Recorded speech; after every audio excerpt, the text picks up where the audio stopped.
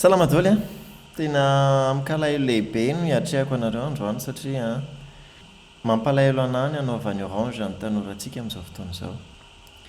Ny teknolojia dia tena hoe manampy antsika amin'ny zavatra be dia be ary mino aho fa isan'ny zavatra anankiray afaka tonga dia mampitsimbadika ny ekonomia ny firenentsika, mampitsimbadika ny fahalalantsika, ny toe-tsaintsika amin'ny fandrosoana sy ny tsara rehetra. Fa rehefa ohatra nefa ka zavatra ratsy no exposenantsika, indrindrandrindra ny ankizy sy ny tanora dia tena miteraka zavatra tena ratsy be, ny impactan'izay sy ny hoavin'izay ao anatin'ny fiainana. Dia ohatr'izany moa izay inoko hoe efa fahendrena iombonana angamba ny maha hoe ny fanekena ny faharatsiany hoe pornografia izany, indrindra ho an'ny tanora. Satria tena manimba fiainana ilay izy mahatonga ny ankizy lahy hieritreritra hoe fitaovana fotsiny ny vehivavy, dia mahatonga faharatsiana miparitaka eo anivon'ny fiarahamonina sy fifanimbana. Dia satria mizara momba ny teknolojia ihany aho eto dia arak'izay lazaiko izay hoe afaka manefy amin'ny tsara ilay izy nefany ohatry ny antsy ihany moa rehefa ohatra hoe zavatra hikarakarana sakafo tena ilaina fa tena afaka miteraka zavatra ratsy koa nefa n'ilay izy rehefa ohatra hoe ao anatin'ny fikasana ratsy na ampiasaina amin'ny eritreritra tsy mety ilay izy. Dia tsy fantatro na intentionnel na hoe zavatra tsy teo ampelantanany orange ity zavatra ity, fa rehefa ohatra ianao ka mividy offre orange à internet na dia akamako plus ary, ny akamako plus moa roanjato dia manome anao internet 50 méga. Rehefa mividy an'izay ianao dia andefasany message hoe votre accès à e-books est effectué hozy izy, dia manome login sy mot de passe izy rehefa avy eo. Aloha ataoko capture d'écran ity dia afaka asehoko anareo voilà. Ohatr'izao mandefa an'izao izy isaky ny eritrereto tsara, isaky ny manao achat na offre internet ianao dia tsisy offre internet accessible ohatran'ity akamako plus ity moa amin'izao. Dia hitako hoe offre tsara aloha ilay izy, manana internet 50 méga ianao amin'ny roanjato, eritreretiko hoe tsara izany. Fa ity message ity hoe accès e-books ity mitondra makeo amin'io page asehoko anareo eo alohantsika io. Dia ny zavatra miseho eo dia izy hoe bienvenue sur votre espace de lecture subscribe.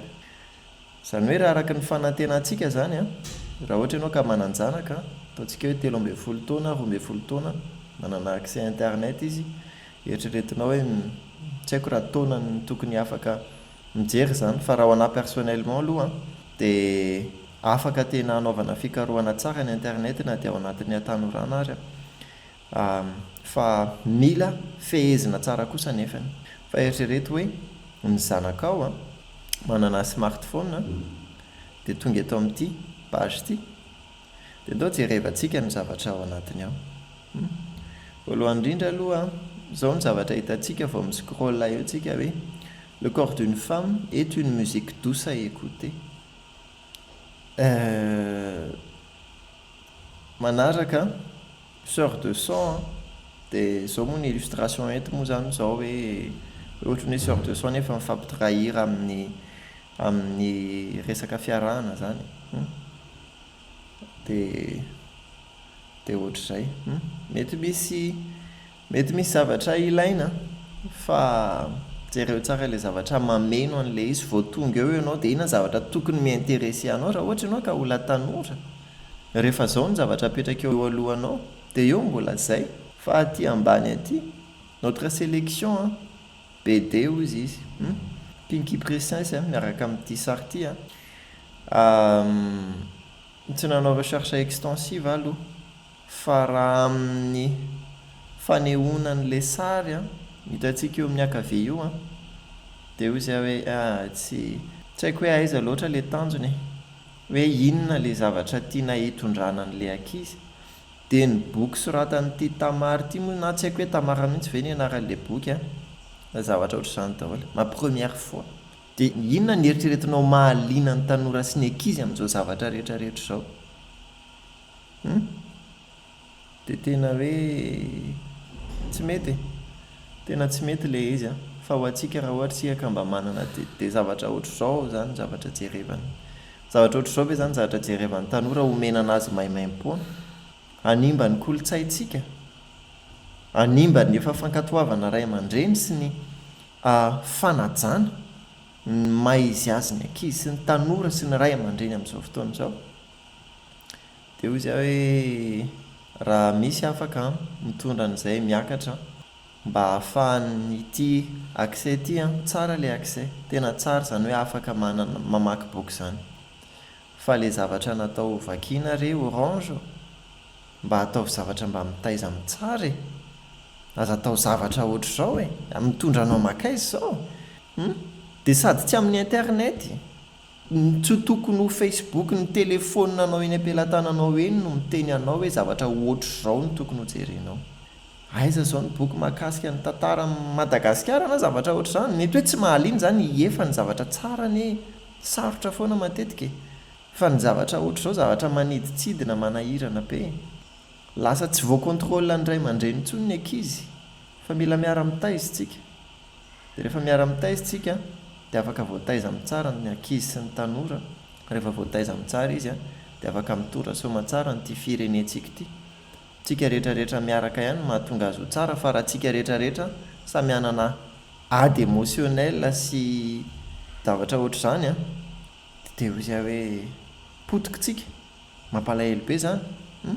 Fa ny an-tanana izay ho an'izay rehetra afaka mety hoe mampiakatra sy mizara n'ity vidéo ity dia misaotra betsaka anao afaka nijery minao fa afaka mampianatra antsika ihany koa izay hoe tsy ny zavatra rehetrarehetra accessible amin'ny fiainantsika no tsara.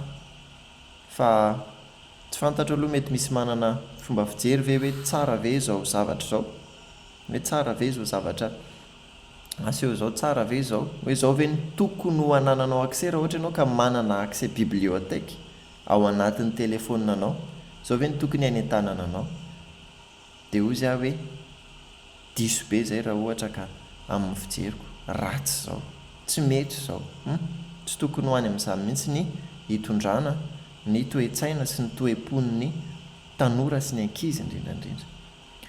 Dia mamerana ny fisaorana ho antsika efa nijery moa fa efa elaela ihany saika hanao an'ity vidéo ity fa izao moa vao hoe afaka nanao an'ilay fizarana. Raha misy manana ny fahafahana mety hoe manova zavatra dia tena hiangaviana, tena mitaraina, tena mitalao aminao mihitsy, satria betsaka amin'ny tanora manana telefônina eny am-pelantanany amin'izao. Nefa raha ohatra ka ohatr'izao ny zavatra jereny sy ampiasainy ao dia hoy izy hoe potika ny firenentsika, tena potika. Izaho moa tsy hiditra lalina amin'ny resaka hoe psychologie sy ny sexualité sy ny sisa fa manimba zavatra izao, fa tena miangavy re raha ohatra ka misy afaka mandray andraikitra miditra an-tsehatra manova zavatra dia tena miangavy ianao an-tanandroa hoe mba atao izay azo atao mba hahatonga an'ilay zavatra afaka hoe mieduquer mampandroso, tena hoe mikolokolo ny sain'ny tanora sy ny ankizy malagasy.